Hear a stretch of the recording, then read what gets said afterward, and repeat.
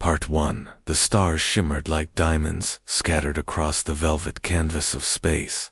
Earth, a pale blue dot floating silently in the vastness of the cosmos, had always been alone. For centuries, humanity looked up at the night sky and wondered if they were truly the only intelligent beings in existence. But now, that question no longer lingered unanswered.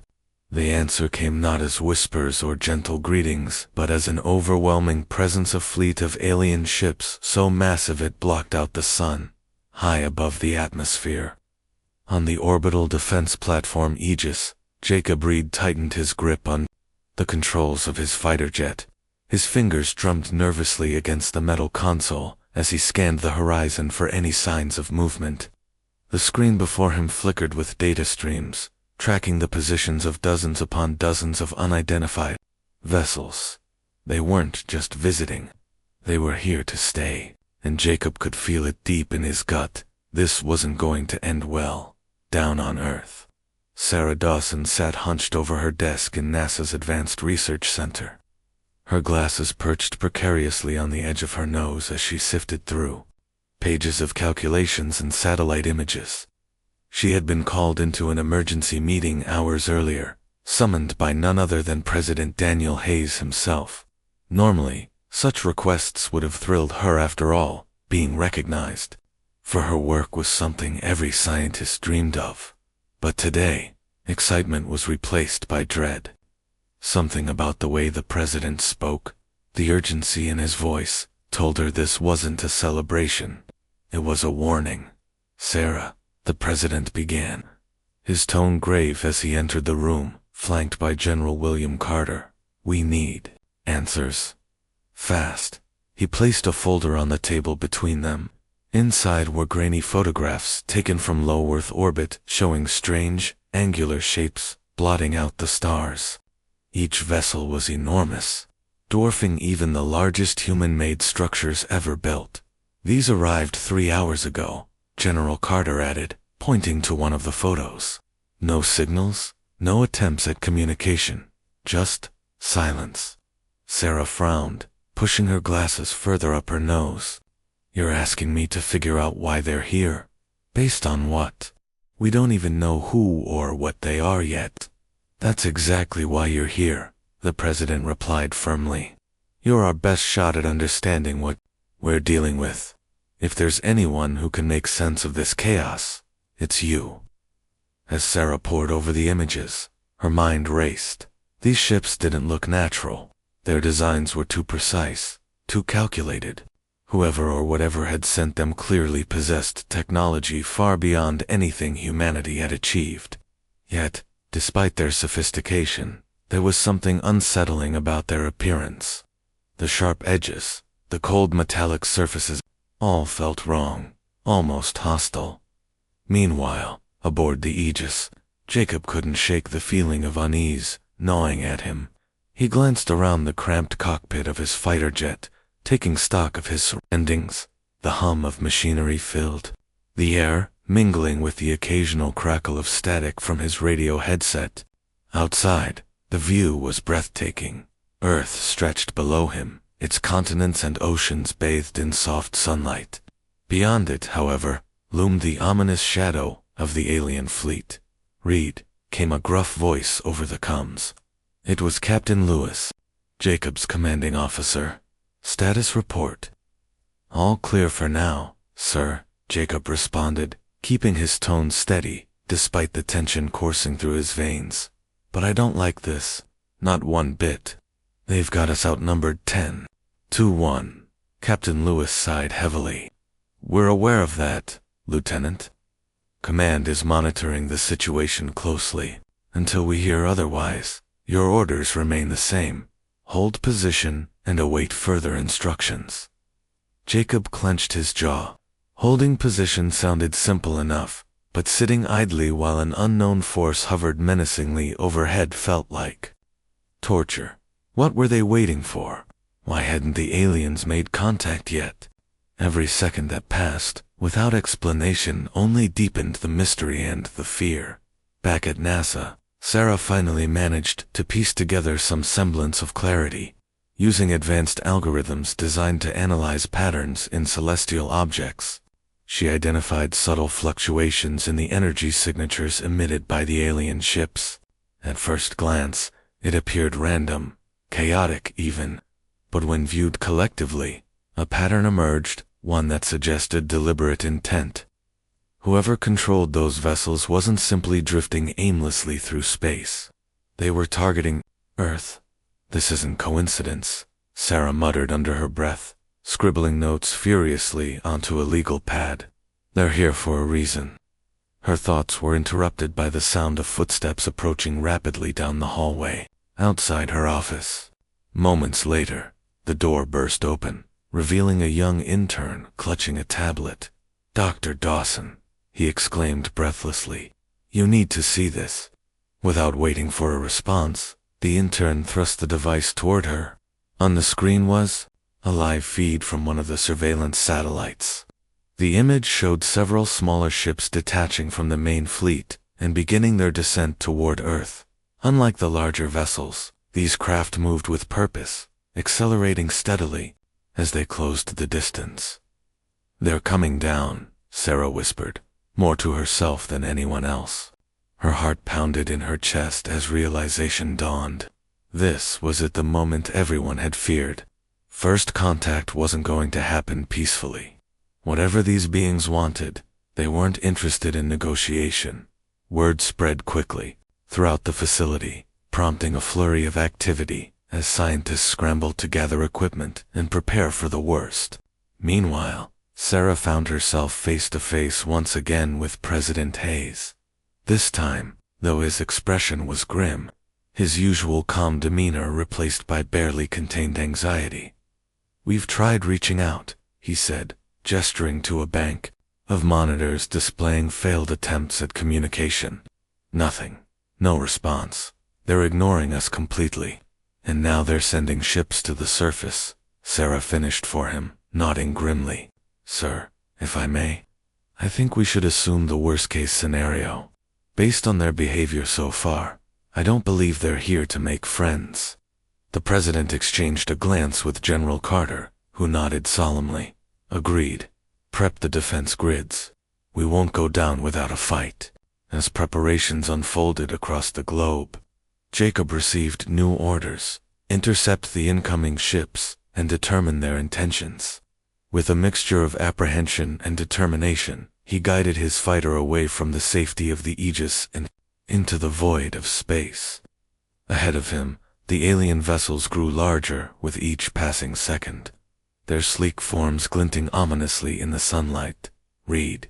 Maintain visual range," Captain Lewis instructed over the comms. "Do not engage unless provoked." "Understood, sir," Jacob replied, though part of him doubted the aliens would give him much choice. As he drew closer, details of their design became clearer: rows of jagged protrusions lining their hulls, pulsating lights embedded within their surfaces. There was something almost organic about them, as if they were alive rather than machines. Suddenly, one of the ships veered sharply, heading straight for him. Jacob instinctively pulled back on the controls, narrowly avoiding a collision. His pulse quickened as he realized the encounter wasn't accidental. They knew he was there, and they weren't happy about it. "Command, I've got movement," he shouted into the comms. "One of them is breaking formation. I repeat, one of them is breaking formation." Before anyone could respond, the ship opened fire. A beam of blinding light shot past Jacob's wing, narrowly missing him. He reacted instantly, banking hard to evade another blast. The attack confirmed his worst fears. These aliens weren't interested in diplomacy. They were here to conquer. On Earth, Sarah watched the unfolding drama unfold via live feeds transmitted from the Aegis. Her hands trembled as she gripped the edge of her desk, unable to look away. Despite the danger, she couldn't help but marvel at the sheer scale of the confrontation. Humanity had dreamed of meeting extraterrestrial life for generations, but never like this. Never as prey. And yet, amidst the chaos, a spark of hope ignited within her. If they could survive this, If they could somehow withstand the onslaught and emerge victorious, then perhaps humanity's destiny lay not among the stars but beyond them.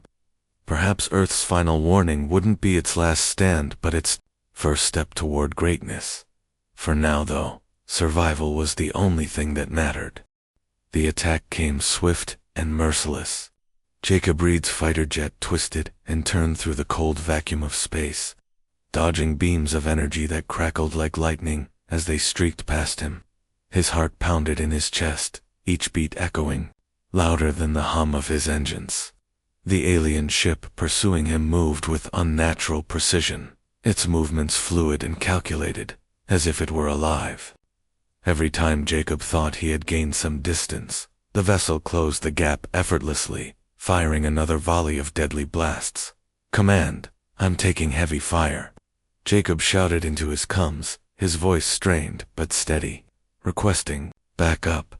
Static crackled on the other end, before Captain Lewis's voice broke through. "Negative, Lieutenant. Hold your position. Reinforcements are en route, but you're our eyes out there. Keep them busy." Jacob gritted his teeth. He knew what that meant: stay alive long enough to gather intel, no matter the cost. With a deep breath, he pulled the controls hard to the left, spinning his fighter into a tight spiral. The alien ship followed, its glowing weapons charging for another shot.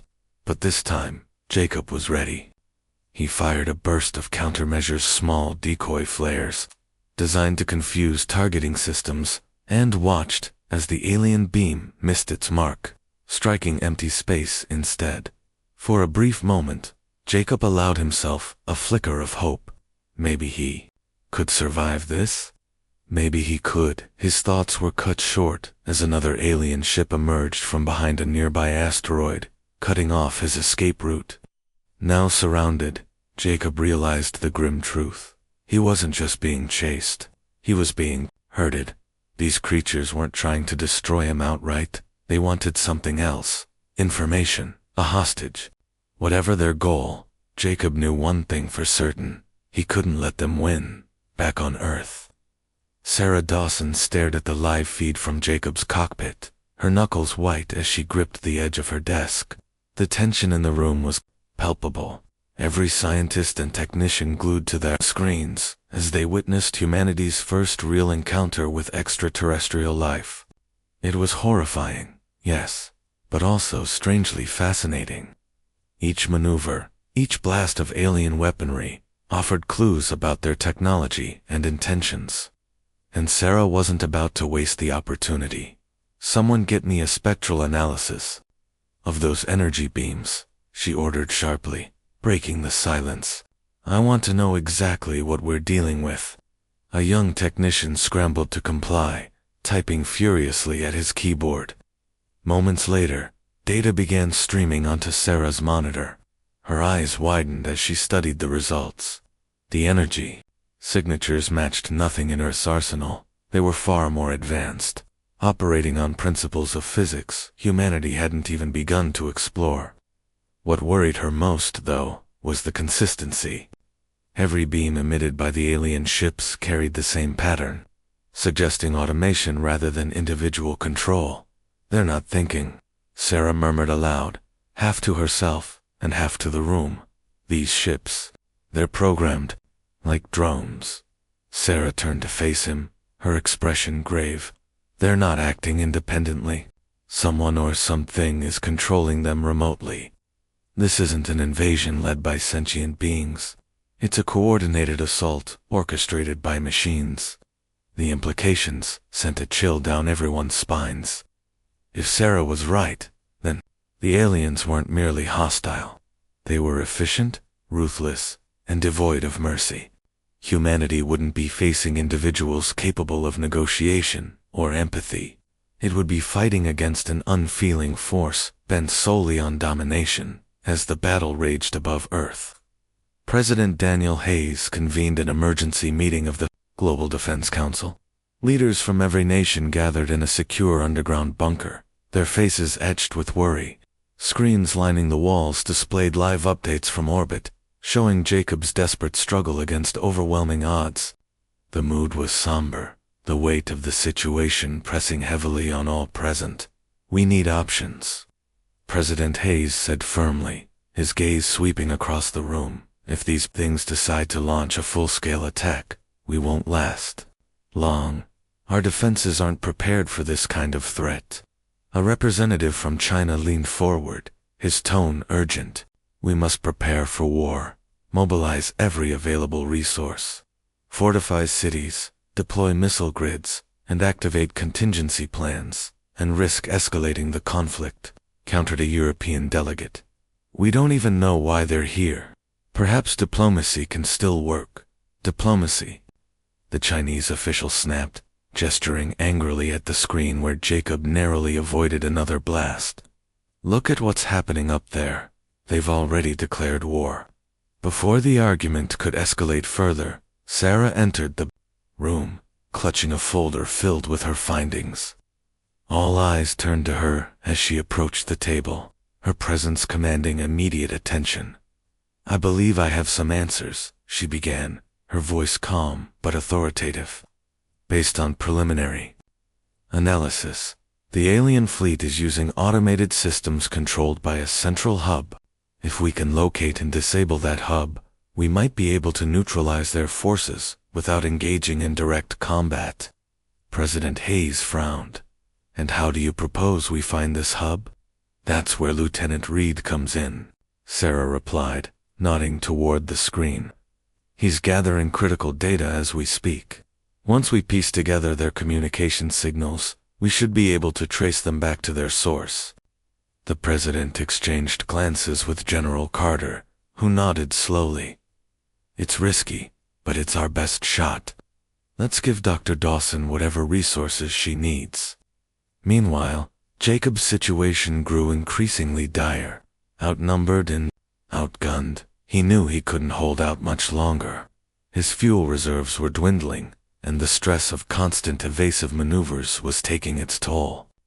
Sweat dripped down his forehead as he pushed his fighter to its limits, weaving between asteroids and debris fields in a desperate bid to shake his pursuers. Then, just when it seemed all hope was lost, a new signal appeared on his radar. Two human fighters, one piloted by Emily Shaw, the other by Ryan Husey, merged from hyperspace, joining the fray. Relief washed over Jacob as he heard Emily's voice crackle over the comms. "Reed, we're here. Fall back and regroup." With renewed determination, Jacob executed a daring loop, drawing the alien ships into a trap set by Emily and Ryan. Together, the trio unleashed a barrage of missiles, forcing the enemy vessels to scatter. For the first time since the attack began, Jacob felt a glimmer of triumph. They had survived, but the victory was short.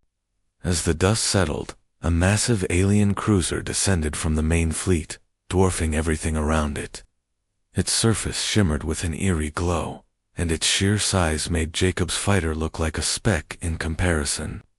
From its belly, a smaller craft detached and began heading toward Earth's atmosphere.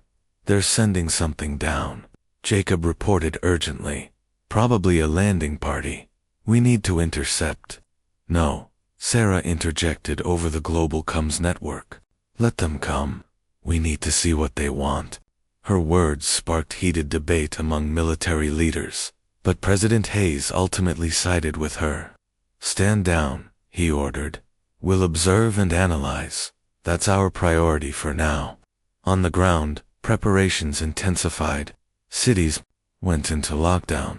Civilians evacuated 2 underground shelters, and armed forces mobilized to defend key locations.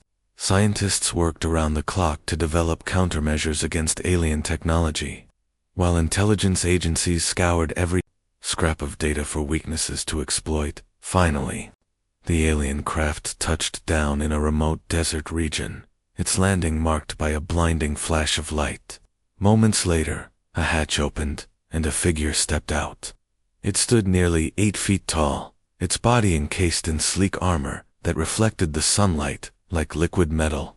Its face was obscured by a helmet, but its posture radiated authority.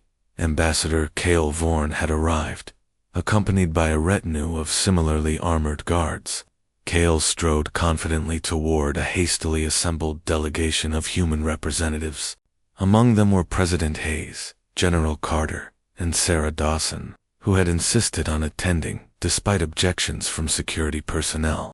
As Kale approached, his voice boomed through a translator device embedded in his armor. "Humans," he began, his tone cold and imperious. "You stand at the precipice of annihilation. Your planet harbors resources vital to the survival of the Galactic Empire. Surrender them willingly, and your species may yet endure. Resist, and you will perish." The words hung in the air like a death sentence. Silence fell over the delegation as they processed the ultimatum. Finally, President Hayes stepped forward, his expression resolute. "You misunderstand us," he said evenly. "Earth does not bow to threats. If you seek to take what is ours, you will have to fight for it." Kale tilted his head slightly, as if amused by the defiance. Then, without another word, he turned and returned to his ship. As it ascended back into the sky, leaving behind only scorched earth, Sarah felt a sinking feeling in her gut.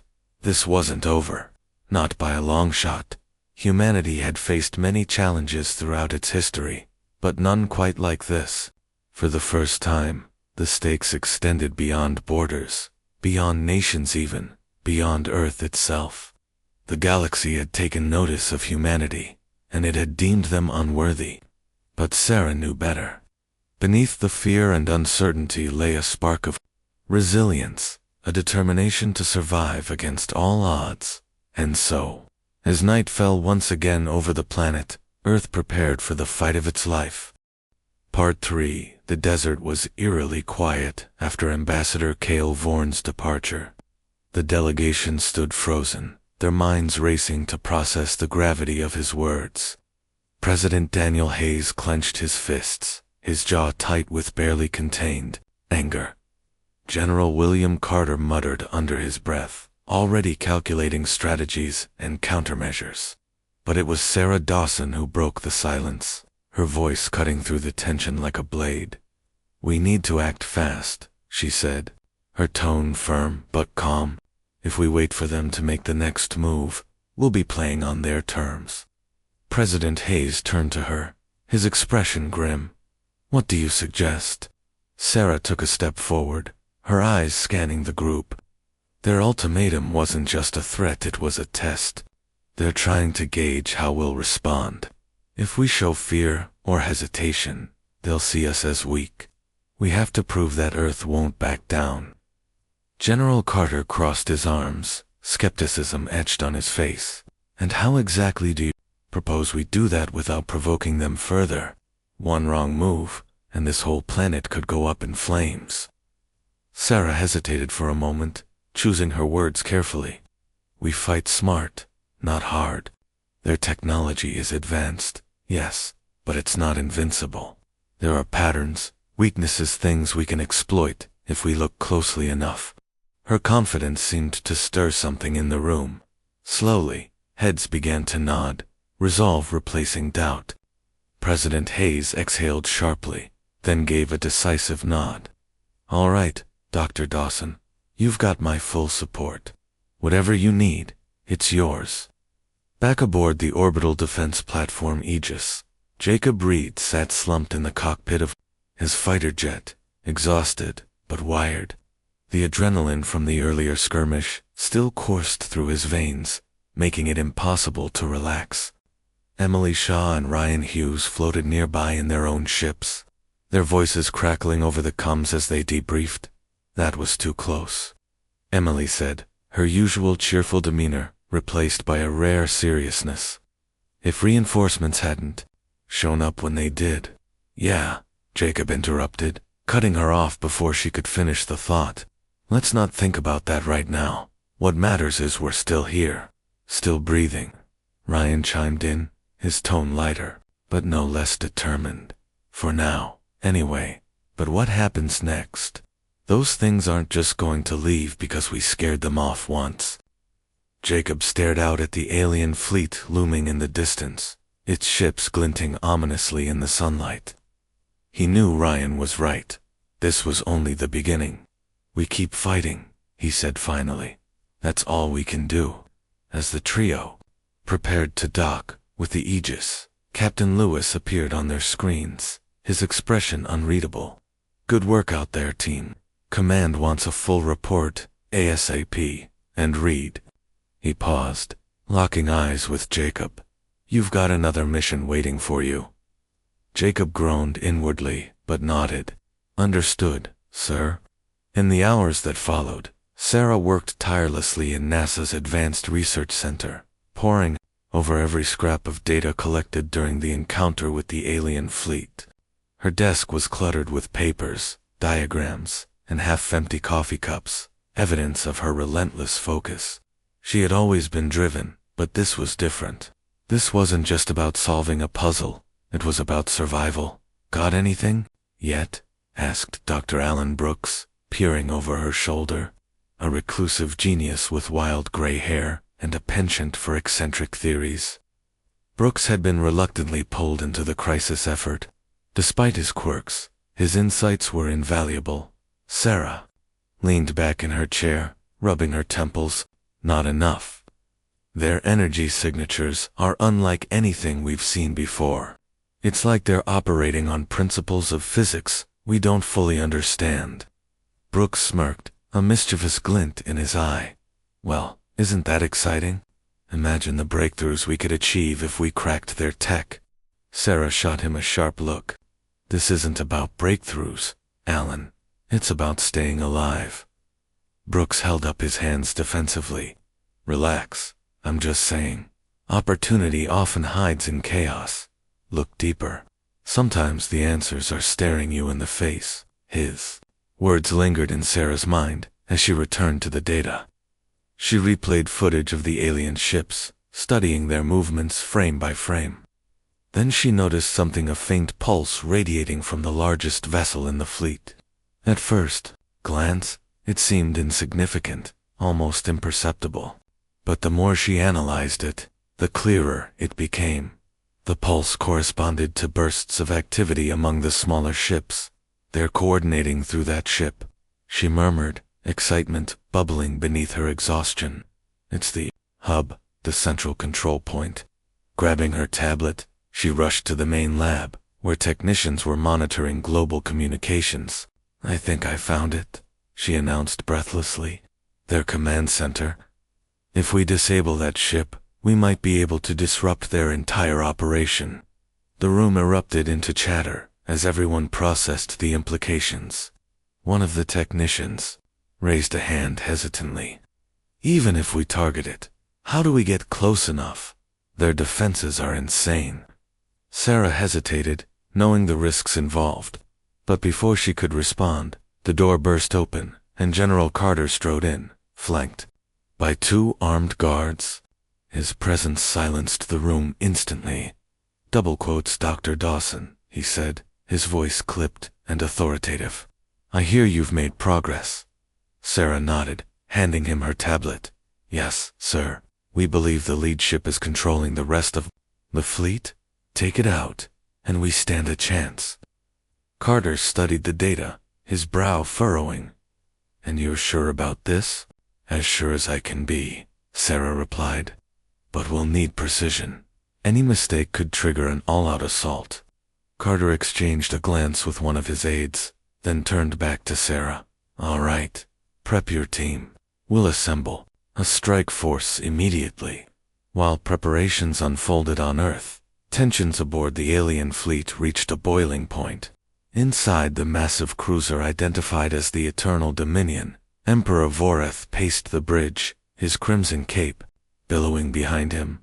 His angular features were twisted in frustration, his golden eyes blazing with fury. Ambassador Vorn failed to secure compliance, he growled, addressing his advisors. Humanity refuses to submit. Such insolence cannot go unpunished. One of the advisors, a wiry figure clad in silver robes, stepped forward, cautiously. My lord, perhaps diplomacy still holds merit. These creatures are primitive, yes, but resourceful. Perhaps enough, Vorath bellowed, silencing the advisor with a wave of his hand. Diplomacy has served its purpose. Now it is time for conquest. Turning to his flagship commander, he issued a single, chilling order. Prepare the invasion fleet. Humanity will learn the price of defiance. Unaware of the Empire's plans, humanity pressed forward with its own strategy. Jacob Reed was summoned to a briefing room aboard the Aegis, where he met with Captain Lewis and several high-ranking officers. A holographic display hovered in the center of the table, projecting a detailed map of the alien fleet. Your mission is simple. Captain Lewis began, pointing to the largest ship on the map. Infiltrate their command vessel and plant these. He held up a small device resembling a metallic disc. Once activated, it'll disrupt their systems long enough for us to launch a coordinated strike. Jacob frowned, studying the plan. Simple was hardly the word he'd used to describe flying straight into the heart of the enemy fleet. But he didn't argue. Instead, he nodded curtly. When do we move? Tonight, Lewis replied. Time is not on our side. As night fell over Earth, cities lay shrouded in darkness, their streets deserted except for patrols of soldiers and emergency vehicles. Civilians huddled in underground shelters, listening to updates broadcast over radios and televisions. Rumors spread like wildfire, some claiming the aliens had already begun their invasion, others insisting it was all a hoax. Amidst the uncertainty, one thing was clear: humanity was united in its fear and its determination to survive.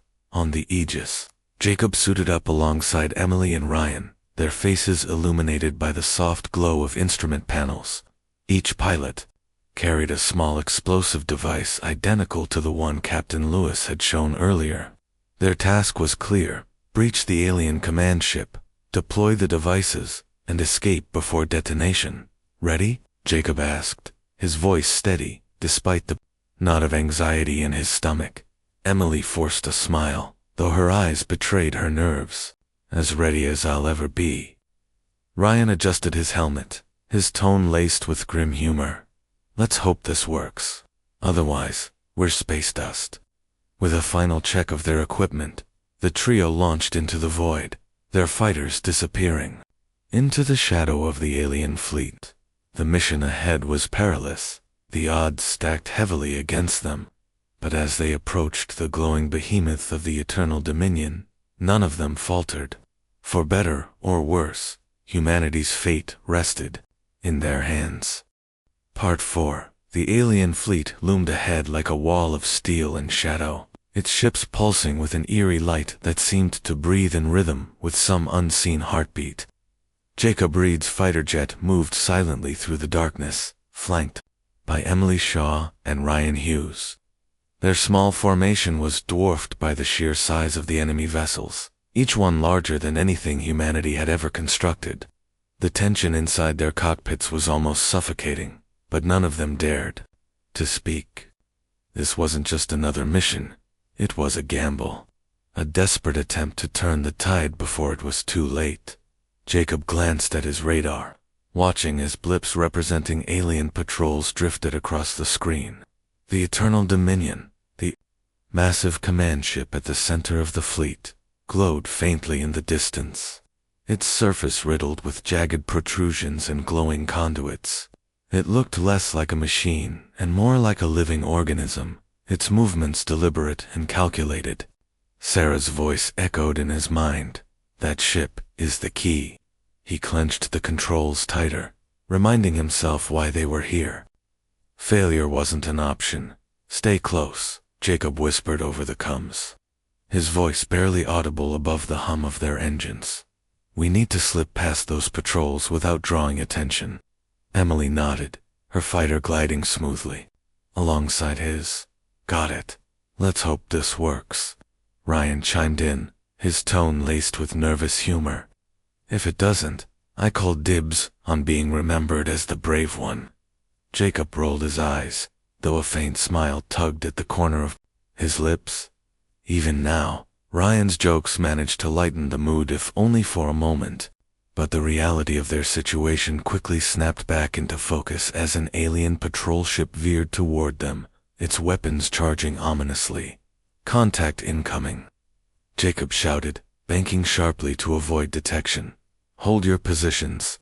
The three fighters split apart, weaving between asteroids and debris fields, scattered throughout the area. The alien ship followed, its sensors scanning frantically for signs of intruders.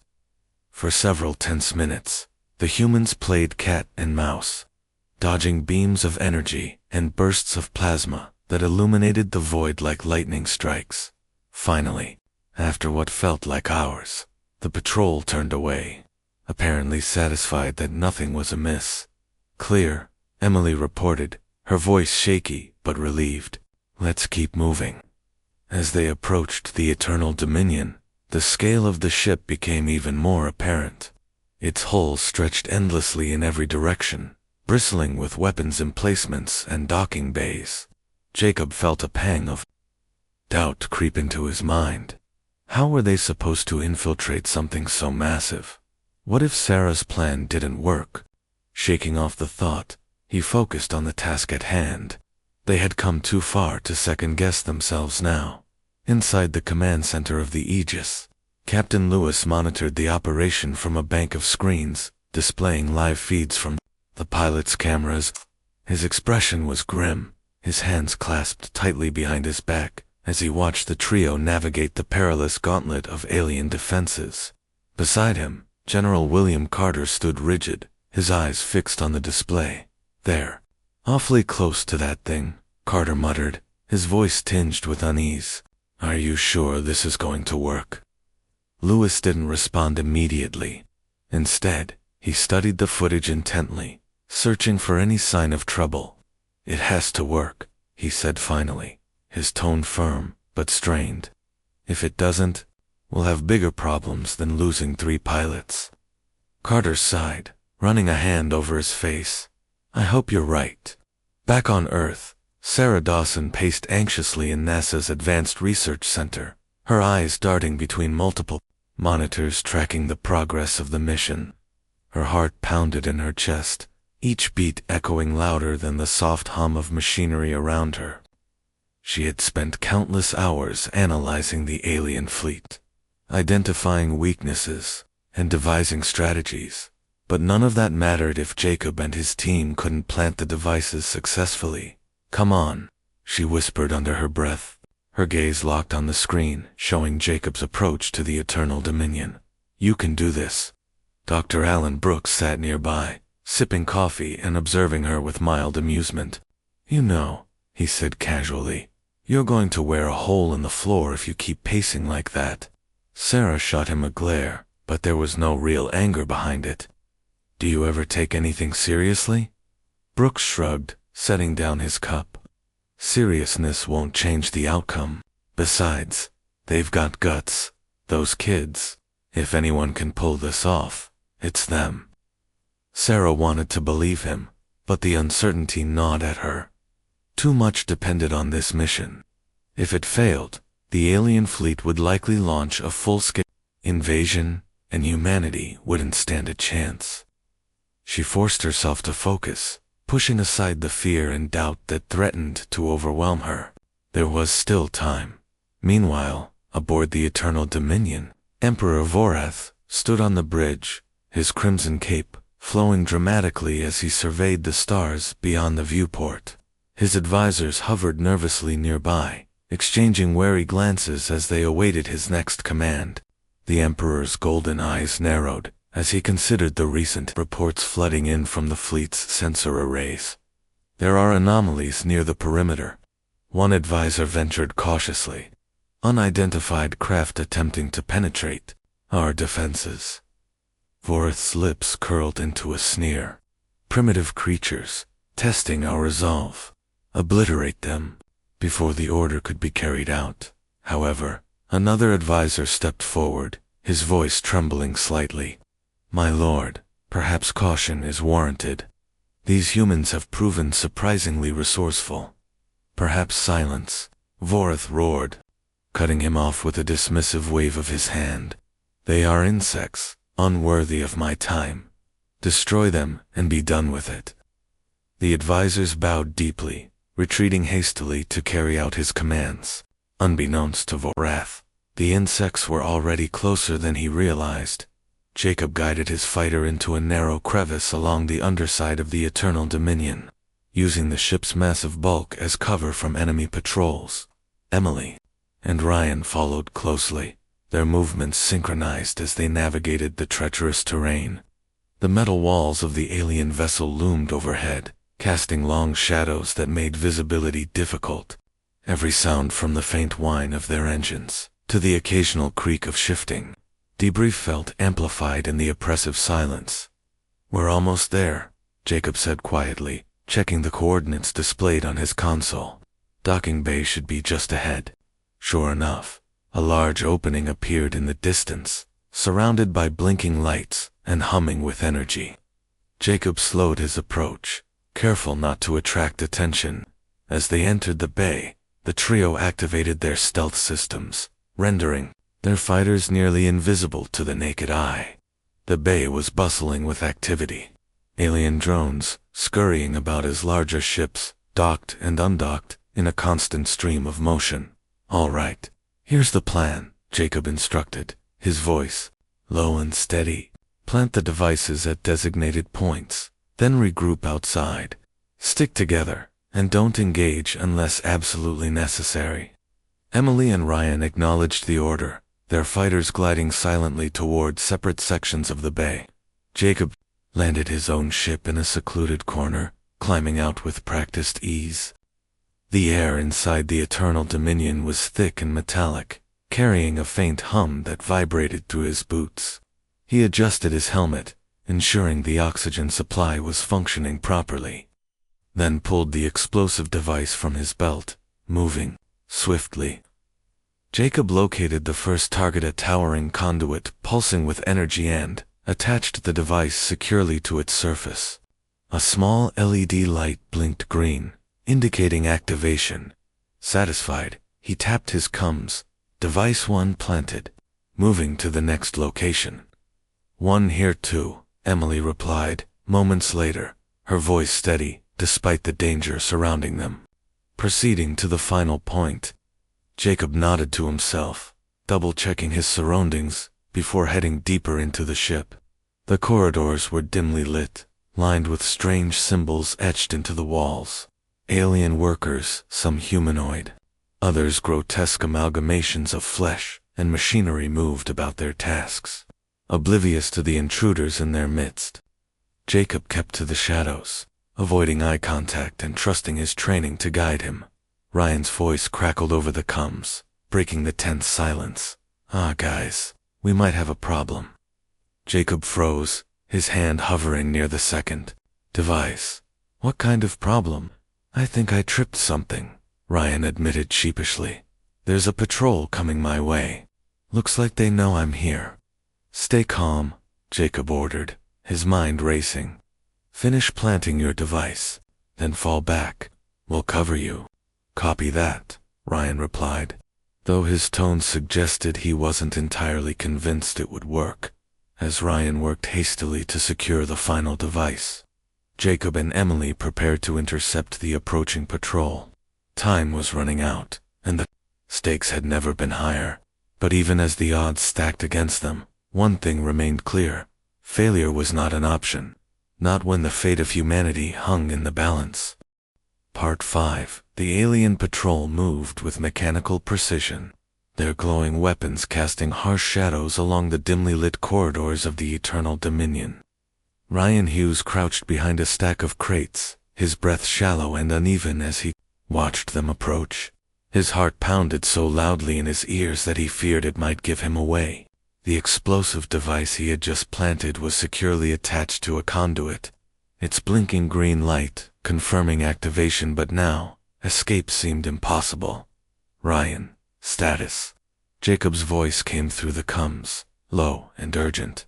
Ryan swallowed hard, his grip tightening on the weapon strapped to his side. "They're closing in. I don't think I can slip past without being seen." "Hold your position," Jacob replied firmly. Emily and I are en route. Just stay quiet. Ryan nodded, even though no one could see him. He pressed himself further into the shadows, his eyes locked on the advancing patrol. There were 3 of them, tall, insectoid creatures, with segmented bodies and multiple limbs ending in razor-sharp claws. Their heads tilted unnaturally, sensors embedded in their exoskeletons, scanning the area for signs of intruders. Every instinct told Ryan to run, but he forced himself to remain still, knowing movement would only draw their attention. Meanwhile, Jacob Reed sprinted down a narrow corridor, Emily Shaw close behind. Their footsteps echoed faintly against the metallic walls, blending with the hum of the ship's systems. Both pilots carried compact rifles loaded with EMP rounds, designed to disable alien technology without causing permanent damage. A last-ditch effort to avoid triggering an assault. "We need to hurry," Emily said, her voice barely above a whisper. "If those things find Ryan—" "I know," Jacob interrupted, skidding around a corner. Ahead, the corridor split into 2 paths. He hesitated for a moment before signaling Emily to take the left while he went right. "Cover more ground. Meet back at the rendezvous point." Emily nodded and disappeared into the shadows, leaving Jacob alone. He pushed forward, his mind racing. The plan relied on speed and stealth, but every second they wasted increased the risk of discovery. If the aliens realized what was happening inside their command ship, they wouldn't hesitate to retaliate, and humanity couldn't afford another mistake. Back at the docking bay, Sarah Dawson monitored the mission from NASA's Advanced Research Center, her hands gripping the edge of her desk so tightly that her knuckles turned white. On the screen before her, live feeds from the pilot's helmet cameras showed flashes of alien architecture and glimpsed movements of the enemy patrols. Each update brought both relief and dread as she pieced together their progress. "They're almost done," Sarah murmured, half to herself and half to Dr. Alan Brooks, who sat nearby, sipping yet another cup of coffee. "If they can get out in time," Brooks set the cup aside, leaning closer to the monitors. "And if they don't—" Sarah didn't respond immediately. Her gaze remained fixed on the footage, watching as Jacob and Emily converged on Ryan's location. She knew the risks involved better than anyone. The odds were stacked heavily against them, but failure wasn't an option. Not when this mission represented humanity's best chance at survival. "They'll make it," she said finally, her voice firm, despite the uncertainty gnawing at her insides. "They have to." Inside the Eternal Dominion, Ryan held his breath as the patrol passed within inches of his hiding spot. The creatures paused briefly, their sensors sweeping the area with methodical precision. Ryan's muscles tensed, ready to spring into action if necessary, but then, just as suddenly as they had stopped, the patrol resumed its march, disappearing around a bend in the corridor. Letting out a shaky exhale, Ryan stood cautiously, glancing in both directions to ensure the coast was clear. He tapped his comms. "They're gone for now. Moving to the extraction point." "Roger that," Jacob replied. "We're almost there. Stay sharp." As Ryan retraced his steps toward the rendezvous, Jacob and Emily regrouped near a junction leading back to the docking bay. Both were breathing heavily, sweat dripping down their faces beneath their helmets. Despite the exhaustion, their expressions remained resolute. "We've got company," Emily warned, nodding toward a distant glow growing brighter by the second. A group of alien drones floated toward them, their multi-limbed forms crackling with energy. Jacob raised his rifle, aiming carefully. "Take them out quietly. We can't let them alert the others." The trio fired simultaneously, their EMP rounds striking the drones with pinpoint accuracy. Sparks flew as the machines faltered, collapsing to the ground in lifeless heaps. For a moment, silence reigned, but it was short-lived. Alarms began blaring throughout the ship, piercing shrieks reverberating off the walls. "They know we're here," Jacob shouted over the noise. "Move!" On the bridge of the Eternal Dominion, Emperor Vorith's golden eyes narrowed as alerts flooded the main console. His advisors scrambled to interpret the data, panic evident in their hurried movements. "Intruders aboard the vessel," one advisor exclaimed, his voice trembling with fear. "They've disabled several key systems." Vorith's lips curled into a snarl. "How dare these vermin infiltrate my ship?